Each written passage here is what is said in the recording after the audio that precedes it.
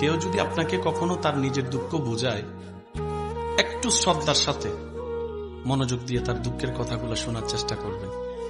তার কারণটা হচ্ছে, আপনি যেটা শুনছেন সেটা সে পার হয়ে এসেছে সেই কষ্টের সময়টা।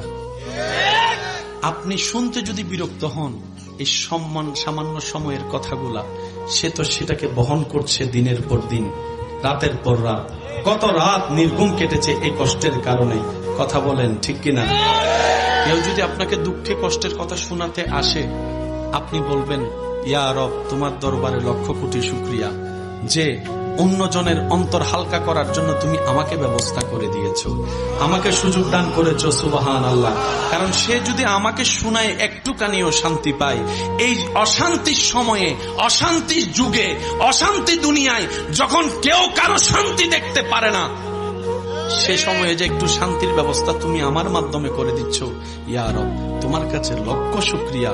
তুমি আমাকে তৌফিক দিও তার প্রত্যেকটা শব্দ যেন আমি মরণ পর্যন্ত আমানত হিসেবে রাখতে পারি।